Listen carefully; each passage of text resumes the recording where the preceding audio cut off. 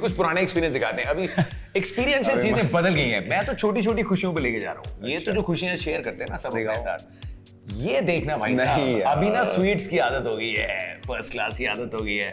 लेकिन ये क्लिप चलाओ, क्लिप नंबर 4, ये विराट कोहली का फर्स्ट बड़ा इंटरव्यू है जिसके लिए कमरे में सारे दोस्त हैं। तो मेरा भाई बड़ा आदमी बन गया। Rahul Yadav. You are the closest friend of his, isn't it? What is that one thing that you don't like about him? क्या ऐसा कि that you just hate about him? ओए वो चीज मत बोलिए। बस ये अपने आप को बहुत ज़्यादा देखता है, अपने बालों के सबसे ज़्यादा ध्यान इसका अपने बालों पे रहता है।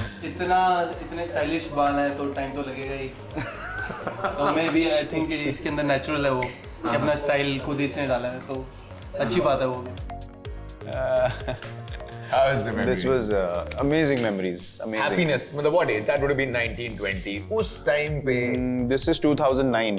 2009. We were playing अपना जो zonal one day tournament होता है धर्मशाला, मतलब ये हिमाचल में था, ऊना, धर्मशाला, all places. This was in Dharamshala, and I mean we were a very tight bunch. There's a good friend of mine, Vartik, there. The guy who was being loud is Rahul Yadav. Then Manan Sharma was sitting next to him, and then Shiki and me have been close from like my initial playing days in Ranji Trophy.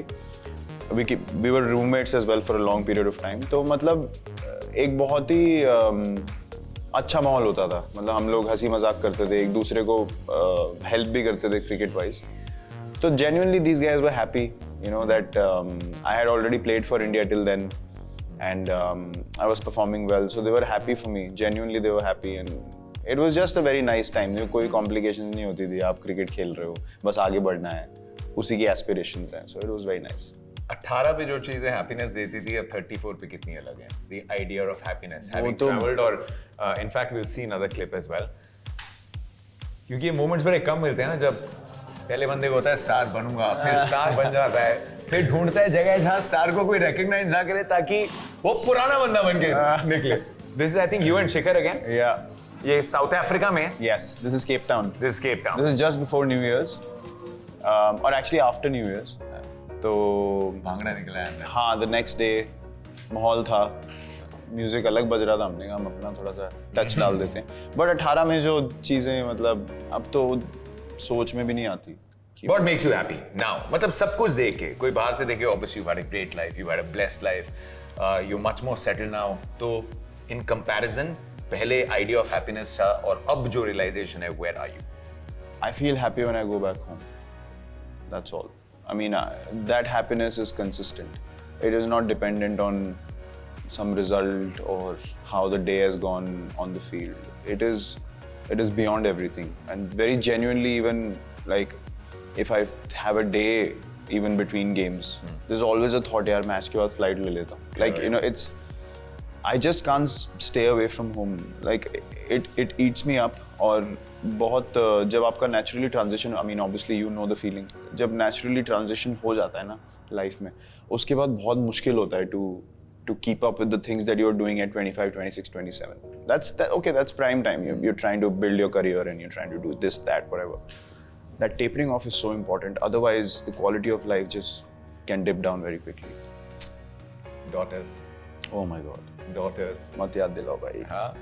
Again, we're away from home right now, but अच्छा याद नहीं लाते. But the role of women. We're talking about Vamika. We've spoken about Anushka. Started off with your mom. कुछ बहुत प्यारी प्यारी तस्वीरें हैं यार. I'm gonna make it nostalgic today. बड़ा time हो गया. Look at this. चाय की पत्ती डालते हुए. ये I think Golden Temple से. हाँ. This is from our wedding, is it? Mehndi. Mehndi ceremony. Mehndi ceremony. हल्दी. जो भी. हमारी हल्दी होती है.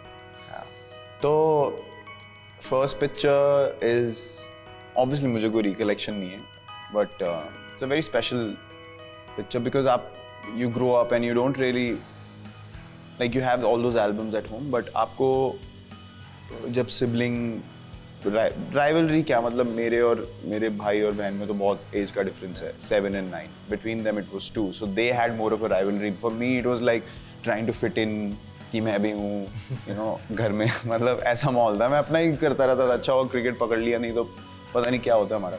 तो अब सोच के मुझे लगता है कि यार, you know, how they would have felt having a younger brother, those kind of things, those feelings come up to the surface.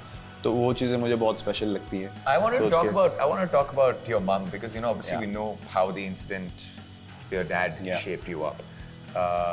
We'll talk about Anushka and Bhamika later. लेकिन आंटी, मम्मी, बड़े अलग-अलग level से निकलते हैं लेकिन एक बस एक श्योरिटी होती है ना, she's there.